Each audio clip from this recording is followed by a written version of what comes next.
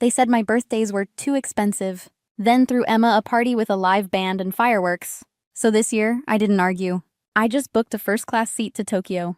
When I posted the view from my penthouse, their calls came faster than the elevator I'd just stepped out of. Where are you? How could you afford this? Are you in trouble? I sipped champagne, smiled at the skyline, and turned my phone face down. Let them wonder. For once, the silence was mine to keep. My name is Deborah, the older daughter in what everyone calls a lovely family, the one who stopped asking to be celebrated and learned how to do it herself. Have you ever faced something like this? Tell me in the comments. They wanted quiet. I chose a city that never whispers. From the outside, we looked perfect. Nice house, family vacations. My parents, David and Linda, always smiling beside my younger sister, Emma. But if you zoomed in, you'd see the quiet imbalance shaping everything. When I turned 10, Emma got a princess party with a bouncy castle, magician, and photographer. 4 months later, I got a homemade cake and a $5 Target card. Sweetheart, we just can't afford big parties all the time. You understand, right? I was 8. I didn't, but I nodded. Because good girls don't make things harder. That became the script. Emma got roller rinks, DJs, and custom cakes. I got chain restaurants and candle wax on plastic tables. Every excuse felt rehearsed. Money's tight this year. Deborah's mature. She doesn't need flashy things. But somehow, money was never tight for Emma. By high school, her birthdays were events people talked about for weeks. Professional photos, themed decorations, guest lists that filled the house. For her sweet 16, they rented a ballroom. For my 18th, we went to Olive Garden. Mom smiled like that made us even. You're the grounded one, honey. You don't need attention to feel loved. But it didn't feel like love. It felt like absence. Like my name only echoed when Emma's wasn't in the room. Like existing quietly was the only way to stay accepted. Every time people said, "You have such a close family," I wanted to laugh. They saw photos. I lived the distance. By the time I left for college, I'd already learned to lower my expectations. No one forgets your birthday if you never expect them to remember. Every dinner, every forced smile, every candle I blew out alone. I told myself it didn't matter. But deep down, it did. It always did. I thought someday they'd notice. They never did. College was supposed to be a new start. A clean slate. But even there, I carried the old imbalance with me. While Emma got her tuition covered and a monthly allowance, I worked 3 part-time jobs. Library, coffee shop, tutoring on weekends. My paychecks went straight to rent and loans. When Emma called crying about her grades, Mom wired her $500 for comfort. When I called about my broken laptop, Mom said, "Can you wait till your next paycheck?" I stopped calling after that. Graduation came. I walked the stage in a thrift store dress, and dinner afterward was, you guessed it, Olive Garden. 3 years later, Emma's C-average degree earned her a party bigger than most weddings. A red carpet, a videographer, a champagne tower. Dad gave a speech about how proud they were of her resilience. I smiled like always and applauded. Like always. But something inside me cracked that night. A quiet sound. Like glass giving way under too much weight. So I started keeping track. I made spreadsheets, venues, catering, decorations, costs. Emma's sweet 16, $8,000. Her 21st, nearly $12,000. My birthdays combined, maybe $2,000. That's when I realized it wasn't about money. It was about value. I read about golden child and scapegoat roles in families. I joined forums for people raised in that dynamic. Stories just like mine. Different names, same ache. It was comforting and horrifying all at once. We'd all been told the same lie. You're the mature one. Translation, you're easier to neglect. But instead of drowning in resentment, I decided to study it, understand it, and then quietly outgrow it. That's how Operation Self-Worth began. I opened a separate savings account, my someday fund. Every dollar was proof that I mattered. I cut back ruthlessly. No Netflix, no takeout, no spontaneous shopping. Each sacrifice felt like a brick in my escape route. When my parents asked me to help with Emma's next party, I said, "Sorry, I'm busy." The table went silent. For once, my no echoed louder than any apology. I journaled every slight, every "we can't afford that," followed by another check written for Emma. I saved receipts from my birthday dinners and screenshots of her party plans. The paper trail of inequality. It didn't make me bitter. It made me precise and patient. Because the longer I stayed quiet, the clearer my focus became. I wasn't just saving money. I was saving myself. If they wouldn't celebrate me, I'd learn to do it myself. 6 months into Operation Self-Worth, things began to shift. Not outwardly. My parents still praised Emma for breathing. But inside me, something hard and quiet was forming. When Mom said, "Emma's 23rd birthday is coming up, we'll need your help," I smiled politely and said, "Not this year." The silence that followed could have frozen air. "You've become so selfish lately," she hissed. "Maybe I've just stopped being everyone else's background noise," I replied. They didn't know what to do with that. Then came the invitations. Gold foil, embossed, custom calligraphy. Emma. Through the ages, the theme read. A decade's worth of favoritism dressed up as nostalgia. I helped when asked, cut ribbons, carried boxes, because refusing completely would have exposed my plan too soon. But while they obsessed over flower arrangements and champagne, I was counting costs. The florist's bill alone was more than 3 of my birthdays combined. The night of her party, the mansion gleamed like a movie set. Crystal chandeliers, string quartet, a photographer capturing every perfect moment. Mom cried during her toast. Dad said, "Emma, you've always been our sunshine." I watched from the edge of the crowd, the music thumping through my chest like a memory I never owned. Every laugh, every flash from the photographer's camera felt like proof that I'd been edited out of my own story. People said, "You must be so proud of your sister." I smiled, pretending I didn't feel invisible under the chandelier's glow. That was the moment I knew I couldn't stay small anymore. I sat at my assigned table, not the family table, and watched it all unfold through the lens of 26 forgotten candles. That's when the final decision crystallized. Tokyo. Not just as a trip, as a statement, as a quiet explosion they couldn't ignore. I didn't want revenge that burned bridges. I wanted revenge that rebuilt me. Every plane ticket, every meal, every sunrise would say what I never could. I was worth celebrating. For the next year, I lived like a monk. No coffee runs, no vacations, no splurges. I worked late, took freelance projects, saved every cent. When coworkers asked why, I said, "I'm building something." They thought I meant a startup. By month 12, I'd built enough to buy back my self-worth. Flights, hotels, experiences. Every detail planned with surgical precision. I stopped responding to group texts, skipped family dinners. My absence became background noise, and they barely noticed. Until I requested vacation time at work. 2 weeks in Japan, starting on my birthday. My manager smiled. "You've earned it," she said. She had no idea how true that was. The night before I left, Emma asked for help choosing a dress for her next theme. Hollywood glamour. I said, "Sorry, I'll be busy." She frowned. "Doing what?" "Something different." She laughed, thinking I was joking. But this time, the punchline wasn't on me. They'd never see it coming, but they'd see it all. The flight to Tokyo felt like stepping into someone else's life. A life that finally fit. First-class seat, champagne. A name spoken with respect. When I landed, the city glowed like it had been waiting for me. My suite on the 40th floor overlooked a skyline made of light. The bed was soft, the silence was earned. For once, everything around me said, "You made it." That morning, I posted one photo. A glass of champagne, the Tokyo skyline beyond it. Captioned simply, 26 never felt so good. Tokyo views now are worth the wait. 9 hours later, my phone exploded. 47 missed calls. Hundreds of messages. "Mom, Dad, Emma. Where are you? How did you pay for this? Are you in trouble?" I wasn't. For the first time, I wasn't in trouble. They were. Their perfect story was cracking. Aunt Carol commented, "Wait, Deborah's in Tokyo? I thought she hated big celebrations." Uncle Tom replied, "Maybe she just never got the chance." The family group chat melted down in real time. Cousin Rachel joined in. Looks like the family's budget magically recovered. Mom's friend Patricia wrote, "Linda, didn't you say Deborah preferred quiet birthdays?" The comments stacked like receipts no one wanted to claim. Each notification felt like a small vindication. Years of silence finally speaking for me. I didn't reply. I didn't have to. Emma called 12 times before I finally answered. "Deborah, what the hell are you doing?" "Celebrating." "In Tokyo?" I sipped my drink. "You noticed." She tried to sound calm, but her voice cracked. "Everyone's talking about this. You're embarrassing Mom." "I'm embarrassing her by existing happily?" "By making it obvious," she whispered. "Obvious that what?" "That things weren't equal." There it was. The truth. Small and trembling.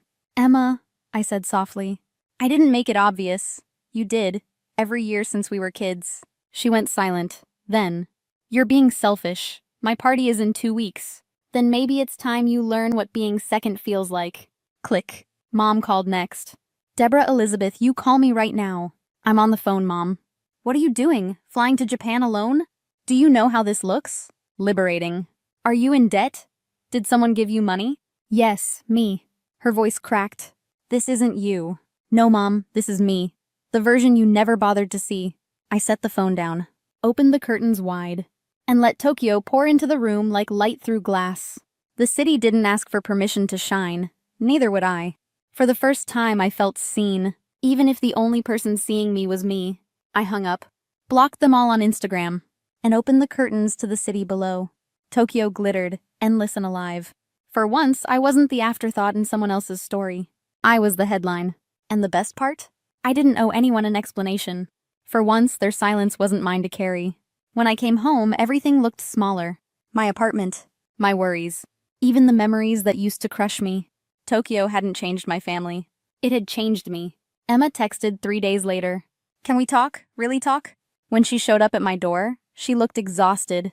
The kind of tired that comes from realizing you've been the favorite. For all the wrong reasons, she sat at my table and cried. I canceled my party, she said. I couldn't celebrate while pretending everything was fair. For a moment, I didn't know what to say. Then she whispered, I never asked why you didn't get what I did. I just didn't want to see it. That hurt more than I expected.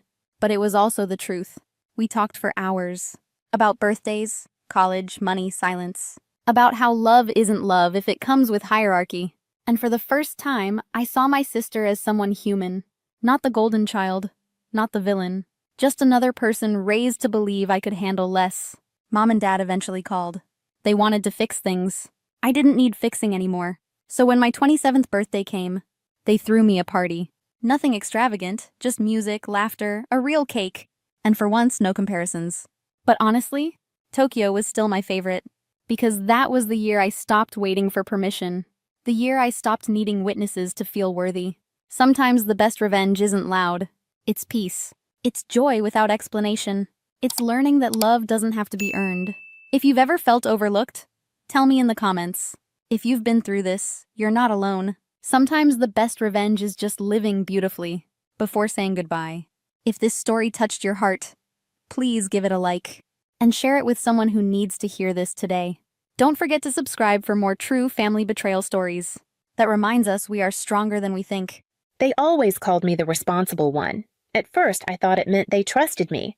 I wore it like a badge, paid my bills on time, graduated early, saved for a down payment while my friends took trips to Cabo. It felt good to be stable, safe. My name's Diane. I'm 26, living in Austin, Texas. I bought a small house last year, a one-story fixer-upper with a creaky porch and a magnolia tree that refuses to bloom. I'm a software engineer. The job pays well. I like numbers. I like structure. I like knowing what's mine. I didn't grow up with much. My parents, Carol and Richard, worked hard, Carol as a school secretary, Richard doing maintenance for the city. They believed in family first even when it meant someone had to give more than the others, that someone was usually me. Tiffany, my younger sister, is 23. Beautiful, charming, chaotic.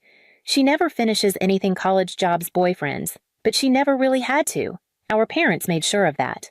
When Tiffany totaled her first car, Richard blamed the brakes and I co-signed the next loan. When she missed rent in college, Carol cried on the phone and I wired the money. Just this once, she said. But it never was.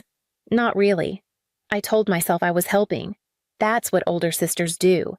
And I could afford it, or so I kept convincing myself. I had a credit score in the 800 S2 cards I paid off each month and a savings account labeled emergency that I never touched. Still, something in me had begun to tire. Not physically, not even financially. Just a weight I couldn't name. It was in the way Richard always said Diane will know what to do, or how Carol would start texts with hate to ask this but, or how Tiffany sent selfies from concerts I didn't know she could afford captioned living my best life. I never asked where the money came from. Maybe I didn't want to know. Or maybe I did know and didn't want to admit it. That Tuesday morning, I woke up to the same creak in the floorboards, the same mug of coffee, the same habit of checking my banking app while the toast cooled. I thought I knew what I'd find, but not this time. The app took a second longer than usual to load. Maybe the signal, maybe just my fingers trembling without me knowing yet. At first it was familiar. A $6.49 charge from the streaming service I kept forgetting to cancel. Groceries from the weekend. A small donation to a friend's birthday fundraiser. All ordinary. Then I saw it. One line, then another, and another. Flights, hotels, boutiques I'd never heard of, restaurants with names in French and Italian. The total $75,138.27. I set my coffee down too fast and spilled some on my wrist. I didn't flinch. My eyes couldn't move from the screen. I refreshed the app. As if that would undo it. It wasn't a single charge, it was a pattern. A whole itinerary in transaction form. Paris, Rome, Santorini, first-class flights. 5-star hotels, luxury transfers, spa packages. I sat down at the kitchen table and let the silence settle. I'd never spent anything close to that in my life. That number was more than my yearly take-home after taxes. More than the cost of my car. More than what I'd managed to save over years of careful, quiet planning.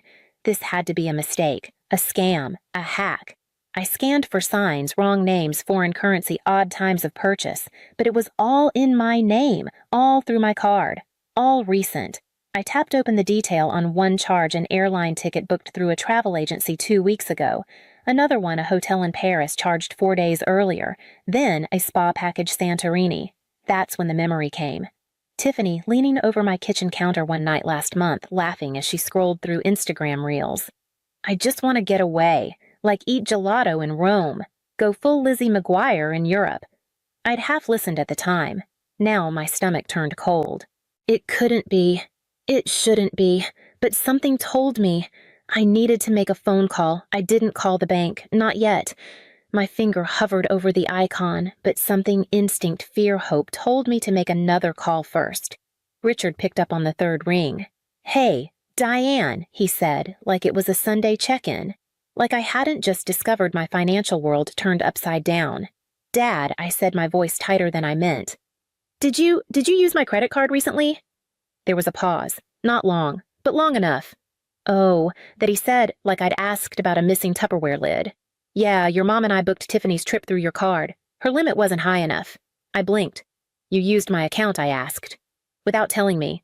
"Well, we meant to," he said quickly. "Things got hectic. You're always working. We didn't want to bother you. Didn't want to bother me. With $75,000. I stood up and walked to the window as if moving my body could help my mind catch up. "You booked an entire European vacation," I said slowly on my card. "For Tiffany," he replied. "You know how much she's wanted this." I didn't answer. A second later, I heard Carol's voice over the speaker.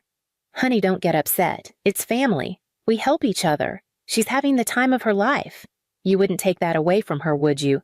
My hand clenched into a fist, not from rage, not yet more like disbelief at how calmly they were treating this. "She's been posting pictures," Carol went on. "She looks so happy. Did you see the Eiffel Tower view from her hotel? Gorgeous. And Richard upgraded her seat first class. A little surprise." I closed my eyes. "A little surprise, with my money. You didn't ask," I said.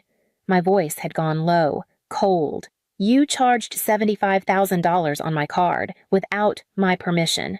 And you think that's okay?" "It's family," Richard repeated. "You make good money, Diane. You've always been good with finances. Tiffany doesn't have what you have. She deserves this. You can handle it." There it was again. You can handle it. Like it was my job. Like it had always been my job. Not when I took on extra shifts to pay my student loans. Not when I skipped vacations to save for a down payment. Not when I said no quietly, politely, because saying yes would have meant giving up something I needed. And yet, here they were, smiling through the phone, pretending they hadn't done something unforgivable. I didn't yell, I didn't argue, I just hung up. The call ended, but the silence stayed sharp. I stood in the kitchen, my phone still in my hand, the line now dead but echoing with their voices. Then a soft ping. Instagram notification. I didn't want to look, but my thumb moved on its own. Tiffany Jameson posted a new photo. She was standing on a white terrace with blue domes behind her Santorini. Sunglasses pushed into her hair. A cocktail in hand, that breezy, effortless smile she always knew how to wear. The caption read, "Thanks, sis, living my best life in paradise." I stared at the screen, not just because of the photo, but because of the caption. Thanks, sis. She knew. Not just that the trip had been booked, Not just that someone else had handled it. She knew it was me, my name, my card, my sacrifice. And she wasn't ashamed. She was flaunting it. I scrolled back to our last conversation, 3 weeks ago. She'd stopped by barely 20 minutes, said she was planning something big. When I asked what she meant, she laughed, twirled a strand of hair, and said, "You'll see." Back then, I thought it was another dream. She had a lot of those starting a business, going to culinary school, doing a yoga retreat in Bali. Big talk, short follow-through. I hadn't asked questions. I thought maybe I hoped it would fizzle like the others. I remembered something else then. A month earlier, she'd asked if I could lend her some money. Just a bit to get the trip started, she'd said. Flights are nuts right now. I'd told her gently that I couldn't. Property taxes were due. The plumbing needed work. She'd shrugged. "No worries," she'd said. "I'll figure it out." She had, with help, from Carol, from Richard, and from me without my consent. I felt something shift then, the kind of shift you can't take back. Not sadness, not even rage. It was the moment the illusion breaks, the moment you realize the people closest to you don't just expect you to carry the weight they planned on it. I didn't trust my own thoughts anymore. I'd paced the house, circled the same kitchen twice, opened the fridge and closed it without taking anything. My phone was still in my hand when I finally dialed Daniel. He picked up on the first ring. "Hey," he said, voice calm, steady, always steady. "Everything okay?" "No," I answered before I could overthink it. "Not even close." I told him everything, every transaction, every word, from Carol, from Richard, the Instagram post, the first-class seat, the Eiffel Tower view, the cocktail in Tiffany's hand like it costed nothing because to her it had. Daniel didn't interrupt. He just listened, like he always did. When I finished, I waited. For sympathy, for shock, for that soft murmur of, "That's tough." Instead, I got the truth. "Diane," he said slowly, "that's not just wrong. That's fraud." I blinked. I hadn't said the word yet. Not even in my head. "That's theft," he added. "Unauthorized charges, misuse of credit, and it's not some stranger halfway around the world, it's your parents, your sister. That doesn't make it better, it makes it worse." I sat down on the stairs. My legs weren't working right. "They think I'll cover it," I whispered. "Will you?" he asked, not accusing, just clear. I thought of Tiffany's face in that photo, her smile, her comfort, her assumption that this was hers to enjoy. "No," I said, "not this time." Daniel didn't say good. He didn't say finally. He just asked the question that mattered. "What do you want to do?" I looked out the window. The afternoon sun had shifted. My house was quiet, and for once I let it be. "I want them to feel it," I said. "I want them to face what they did." He didn't pause. "Then freeze it," he said. "Report the charges. Let the bank investigate." I nodded even though he couldn't see me. "Mid-trip?" I asked. "Especially mid-trip," he said. "Mid-trip." The phrase echoed in my mind like a warning and a dare. I pictured Tiffany at some rooftop bar in Santorini, barefoot on tile floors draped in linen, sipping something expensive. She'd reach for the card, smile at the server, wait for the approval beep. It wouldn't come. And maybe for once, she'd have to ask herself who'd really been paying. "I'll do it," I said. Daniel didn't respond with applause or encouragement. He just opened his laptop. "I'll walk you through it." We called the bank together. My voice was calm, too calm maybe, as I explained the situation. I used words I never thought I'd say. My parents used my credit card without permission to fund a trip for my sister. I did not authorize the charges. Yes, I would like to report it as fraud. The woman on the line didn't hide her shock. She asked questions, verified my identity, took notes in clipped, precise tones. And then, with one keystroke, it was done. The account was frozen. No more charges, no more withdrawals. Any card linked to that line of credit dead in the water. I thanked the agent and hung up. My hand shook as I set the phone down, not from fear, but from something harder to name. Relief, grief, something in between. Daniel looked at me from across the table. "You okay?" I nodded. "It's weird." Saying it out loud made it real. "It was always real," he said gently. "You just stopped making excuses for it." The next hour passed in stillness. The sun dipped lower in the sky. I didn't rush to check my phone. I didn't rehearse the conversations I knew were coming. For the first time in a long time, I let myself feel what I'd been carrying. All those years of stepping up, staying quiet, smoothing things over.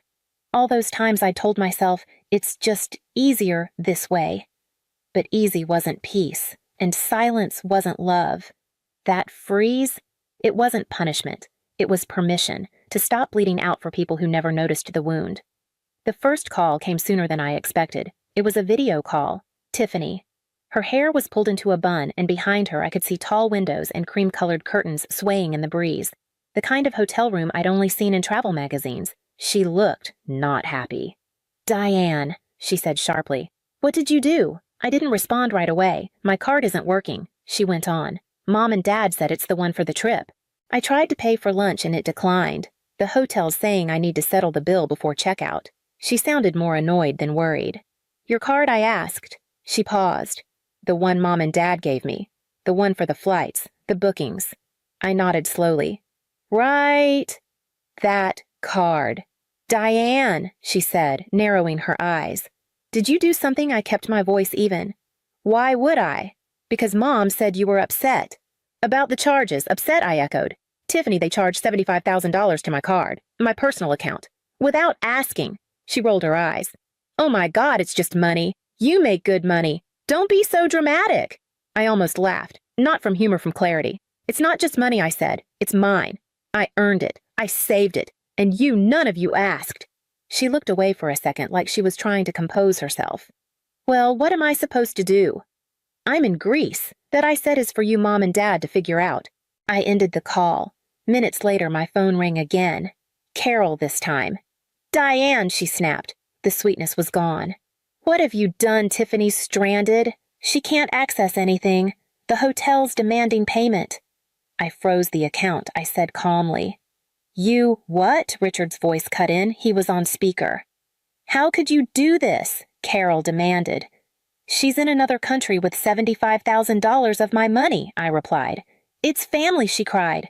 "You don't do this to family." I let the silence hold for just a breath. "No," I said. "You don't steal from family either." Richard's voice grew sharper. "You ungrateful brat. After everything we've done for you, you committed fraud," I said. "The bank is investigating." That shut them up. "You wouldn't," Richard said, but his voice had lost its edge. "Try me," I said. And then I hung up. The fallout didn't stay between us. By the next afternoon, the calls started coming from numbers I hadn't seen in months. My aunt, a cousin in Michigan, even Carol's church friend who somehow had my number and just wanted to understand. Apparently, my parents had begun doing damage control. They painted me as ungrateful, cold, overreacting. After all we did for her, I imagined them saying. She cut Tiffany off mid-trip, left her stranded like some kind of punishment. I didn't answer most of the calls, but when Aunt Susan's name came up, I picked up. She sounded hesitant at first, then soft. "Honey, is it true?" she asked. "They used your card. I didn't spin it. I didn't exaggerate." "Yes," I said. $75,000, without asking. For Tiffany's trip. Silence. "Oh, Diane," she whispered. That's terrible. It was the first time someone in my family didn't try to excuse it, didn't call it misunderstanding, didn't blame me for not letting it go." I hung up and sat with that for a while. Word spread, and the numbers didn't lie. It's hard to justify 75 grand charged without permission, especially when your daughter works for everything and your other one never finishes anything. Some relatives took my side quietly. A cousin texted, "Good for you." Others stayed neutral. A few doubled down, said I was selfish. That family means forgiving. But even those voices started to waver once the bank's fraud team began calling, verifying dates, requesting documentation, asking who had authorized what and who had not. Carol and Richard couldn't lie their way out of this one, not with investigators, not with financial records, not with Tiffany unable to pay her own hotel bill. Their image, so carefully maintained, so performative, began to crack. Then it shattered. I stopped answering their calls, not out of spite, not to make a point. I just didn't have anything left to say. For a few days, my phone lit up nonstop, Carol alternating between guilt and rage, Richard threatening legal action, Tiffany sending vague messages that oscillated between, "You ruined everything," and "I didn't know it was that big a deal." I read them all, then archived them. I didn't block anyone. I didn't yell. I just stepped back. I started moving my money to a new bank, changed the passwords to everything email cloud accounts I hadn't thought about in years. I updated my emergency contacts, took Carol and Richard off. I had to. Every step felt like laying a new brick. A small wall going up not to shut the world out but to keep myself in. Daniel helped me find a lawyer just to understand my rights. He said I was covered, that reporting the fraud was not only legal, it was necessary, that I had every right to protect what was mine. I didn't plan to sue. I didn't want to escalate. I just wanted it to stop. I knew I might never see that money again, but I'd stopped the bleeding. That alone felt like a win. The house was quiet that week, quieter than usual, but it wasn't the lonely kind. I cleaned the guest room, reorganized my pantry. I even bought a new kettle, the kind that whistles.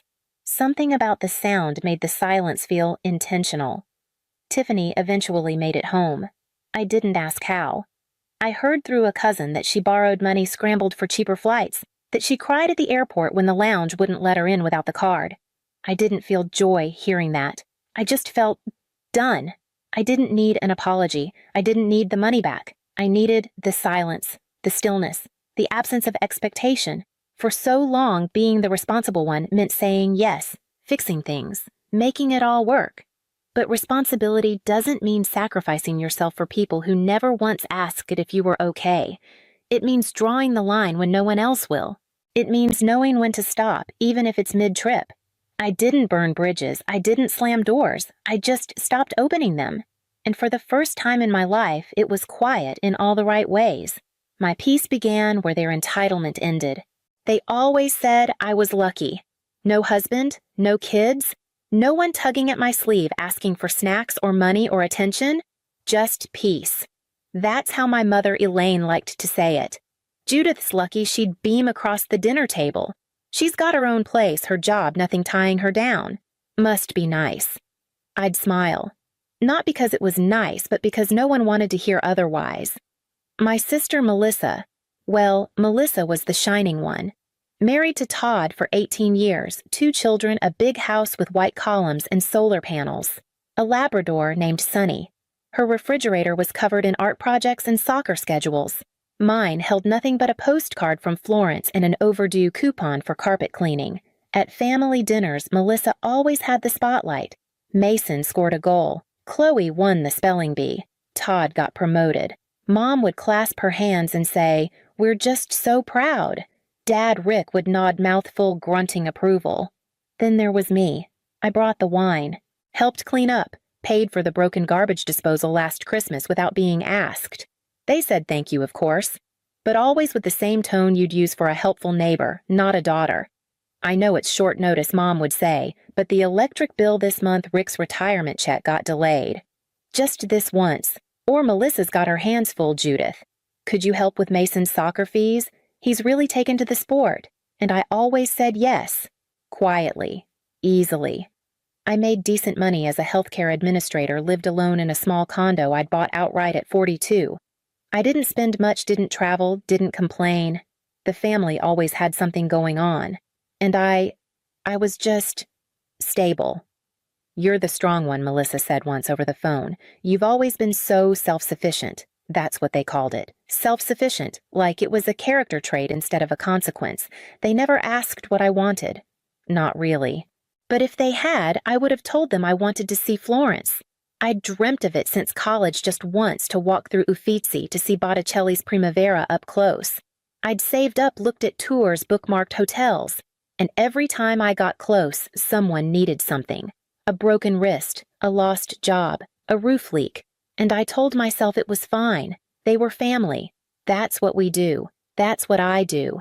But the truth was simpler and meaner. I was easy to forget, so I got used to being useful. Florence had been sitting quietly in the back of my mind for years. It started when I was 19, an art history elective with a professor who spoke of the Renaissance like he'd lived through it. Ever since I'd imagined myself there walking stone alleys, coffee in hand, looking up at frescoes older than the country I lived in. I told myself I'd go by 30, then 35.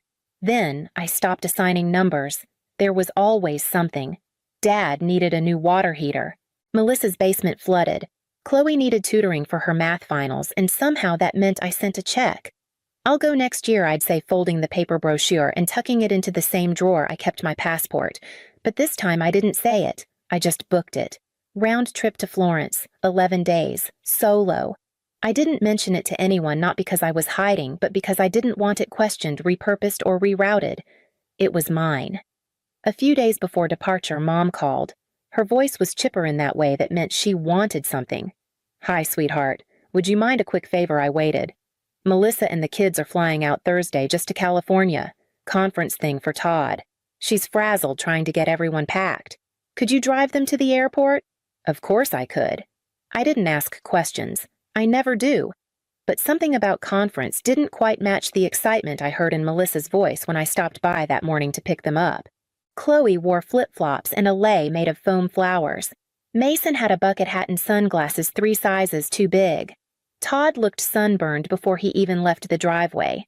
I helped load their matching floral luggage into the trunk. One bag had a tag that read, Maui 2023. I almost asked.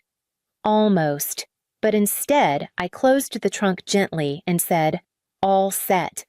Melissa gave me a quick air kiss and a distracted thanks, Judith, before hurrying inside with the kids. Todd followed without a glance back. I stood there for a moment, palms on the steering wheel, wondering when I'd become the family valet. Then I shook it off. I had my own plane to catch tomorrow. For once, I didn't have to stay behind. The morning of my flight, I was at the airport 2 hours early, just like the app told me. I clutched my passport and boarding pass like someone might take them away. I wasn't nervous, not exactly. Just unused to doing something only for myself. I stood in the economy line watching the buzz of travelers with roller bags and neck pillows. My flight to Florence had a short layover in Seattle, and from there, a long stretch over the ocean. I was fine with that. I'd brought a book I'd never finished. I had window seats both legs. It was enough, and then I heard my name. Not spoken directly, but through a voice I knew too well. Chloe, stop unzipping your carry-on. We're not even through security yet. Melissa. I turned my head slowly. There they were. Melissa, Todd, the kids, and my parents. Elaine stood at the front of the priority boarding line, chatting with the attendant like she owned the terminal. Rick leaned on the handle of a sleek black carry-on. Todd adjusted Mason's sunglasses while Melissa bent down to fix Chloe's sandal. They were all wearing the same pale blue shirts with tiny palm trees stitched near the collar. Matching outfits. First class. For a second, I thought maybe I'd imagined them. That maybe I was jet-lagged before I even flew. But then I heard my mother laugh. I still feel bad we couldn't take Judith, she said, shaking her head like she was mourning a vague disappointment. Melissa didn't miss a beat. Oh, please, she said, rolling her eyes. She wouldn't have fit in. They both laughed. That laughter, it didn't feel mean exactly. Just effortless. Like I'd never really been part of the joke. Like I was a footnote in someone else's story. I turned back toward the economy line and took a slow breath. The woman behind me was digging through her tote for gum. A toddler was kicking the back of my calf with tiny Crocs. The air smelled like coffee and recycled air. I didn't say anything. Not to them. Not to anyone. I just boarded my flight when they called my group, sat down in 24A, and stared at the back of the seat in front of me for most of the ascent. They didn't see me, and they wouldn't have cared if they had. But I saw them, and something quiet but certain shifted in me. I didn't text them from Florence, not even once. Normally, I was the one checking in. Did Mason's game go okay? How's Mom's knee need me to order more heart meds for Dad? But this time, nothing. And it felt clean. Florence was everything I had pictured and nothing like I expected. The streets smelled like espresso and stone. I walked until my feet ached and then walked more. I stood in front of Botticelli's Primavera and felt the prickle of tears, not because it was beautiful, but because I'd finally let myself be in the room with it. I should have been happy. And most of the time I was. But every night when the sky turned indigo and the bells rang out across the rooftops, I would sit on the tiny balcony of my hotel room with a glass of wine, watching the city flicker and hear Melissa's voice again. She wouldn't have fit in. Not angry, not cruel, just effortless. That was what stayed with me. It wasn't the money. It wasn't even Hawaii. It was the fact that my family could laugh about me, lie to me, leave me behind, and still expect I'd show up the next time someone needed something. I came home a week later. 3 hours after I landed, my phone rang. It was Mom. "Hi, sweetheart," she said, "all sugar and sunshine. How was your trip?" "It was good," I said flatly. "Oh, wonderful. Well, listen, your father and I were wondering if you could help us out just a little this month. Groceries, you know how things are." I let the silence stretch until it hummed. Then I laughed. It wasn't planned. It just came out sharp and hollow. "Groceries," I repeated, "like the ones you bought on your way back from first-class silence." Then a nervous chuckle. "Oh, honey, that was different. Miles. Melissa found a great deal. Just don't," I said. She tried again.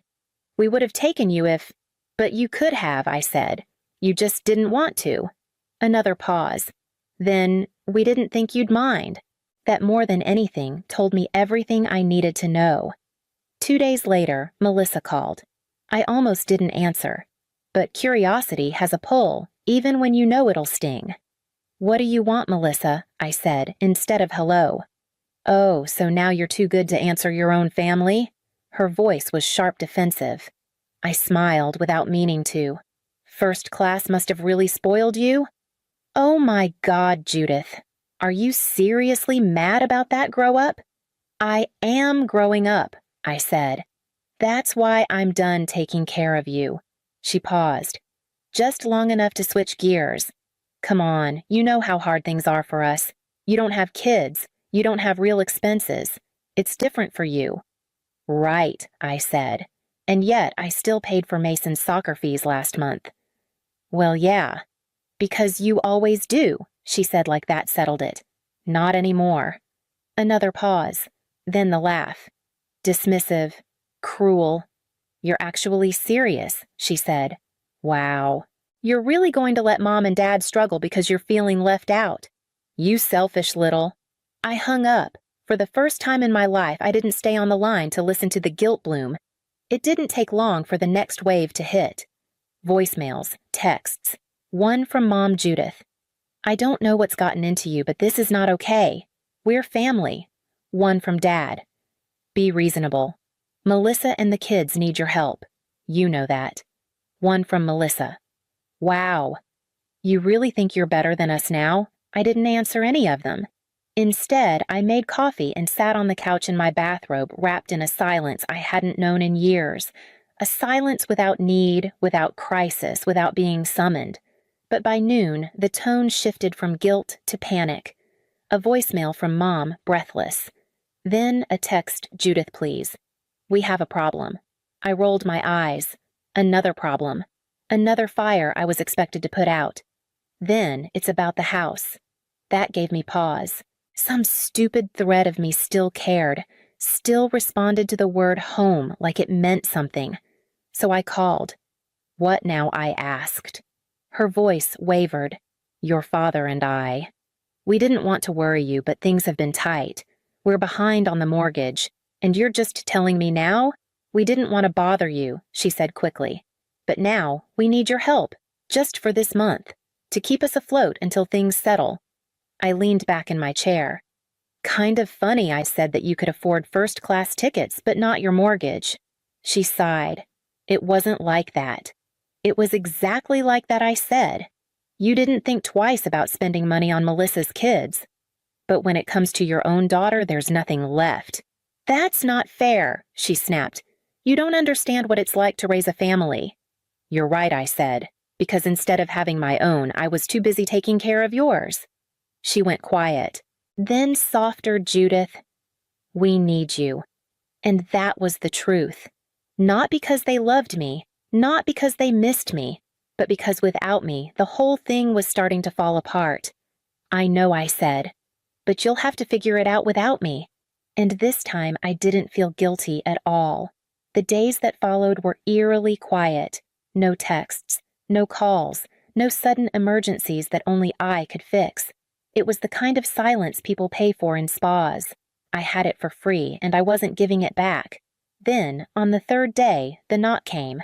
Melissa. I didn't rush to the door. I let her knock again. When I opened it, she barged in without waiting. "What is wrong with you?" she snapped, tossing her purse onto my kitchen counter like it lived there. "Excuse me." "You know exactly what I'm talking about," she said. "Mom is losing her mind. Dad's freaking out. And I'm stuck dealing with all of it because you've decided to throw a tantrum." I crossed my arms. "You mean you're finally dealing with it for once?" She rolled her eyes. "Don't be so dramatic. You know they need help. You're just punishing them because you're jealous." "Jealous?" I laughed. "Of what a vacation I paid for in groceries and braces over 10 years. She shook her head. "This is about Maui. You're mad because we didn't invite you." I took a breath. "It's not about the trip, Melissa. It's about years of being the one who keeps this family afloat while all of you act like I don't exist unless there's a bill to pay. That's not true." "Isn't it?" I asked. "When was the last time Mom called just to check in? Or Dad asked how I'm doing? The only time my phone rings is when someone needs something. And I let it happen because I thought that's what family does." I looked her in the eye, but standing there watching you all laugh in that boarding line, I realized I was never part of this family. I was just your safety net. Her mouth opened, closed. For once, she had no answer.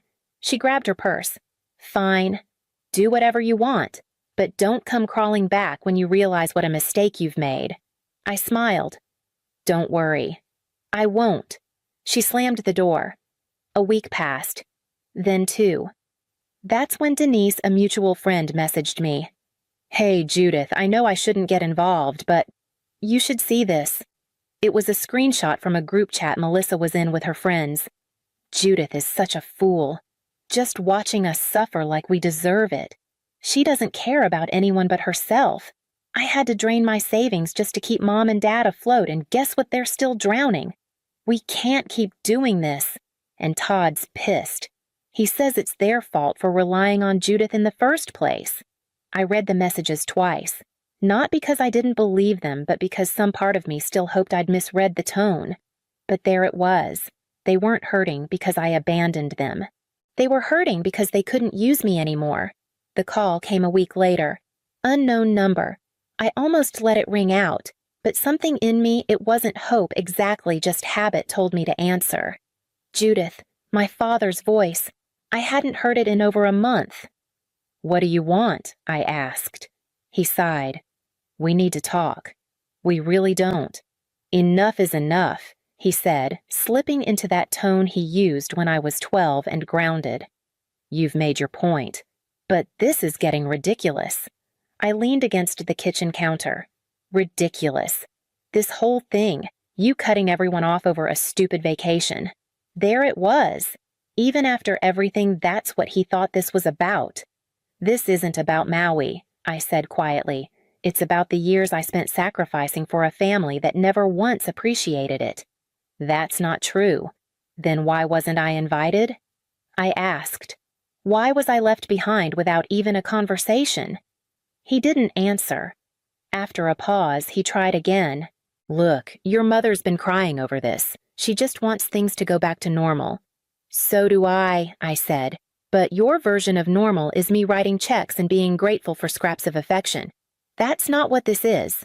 "Then why are you calling me now?" I asked. "Why didn't you call last week or the week before? Why is it always when you need something?" Another long pause.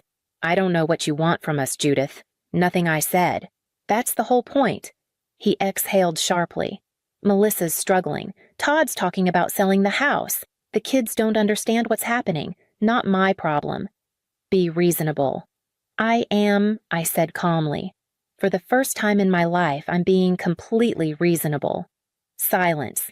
Then his voice turned cold. "So that's it? You're just walking away?" I didn't even flinch. "You walked away first," I said. "At the airport, remember." He hung up. That was the last time I ever heard from my father. I didn't block them right away. For a while, I just let the silence stretch. No responses, no forwarding addresses, just space. And they filled it with panic, then guilt, then silence of their own. A month passed. I heard from a neighbor that Melissa and Todd sold their house and moved into a smaller one across town. Mom and Dad downsized too, left the big colonial behind for a one-bedroom near the highway. None of them called again. Not because they made peace, because they finally realized I meant it. I didn't send flowers. I didn't send checks. I didn't send explanations. Instead, I bought a new couch. I painted my kitchen yellow. I signed up for a ceramics class on Thursdays and spent long evenings shaping clay into things that held their shape. I went to Japan in the spring, learned how to order coffee in 3 dialects, spoke only when I felt like it. My paycheck went to books, to good sheets, to long walks in cities that had never heard of me. And not once did I feel guilty for spending my own money on my own life. I didn't owe them my success. I didn't owe them my time. And I didn't owe them my forgiveness. They never apologized. They never even asked why I stopped answering. Maybe they knew. If you've ever left without saying a word just to see if anyone noticed, you're not alone.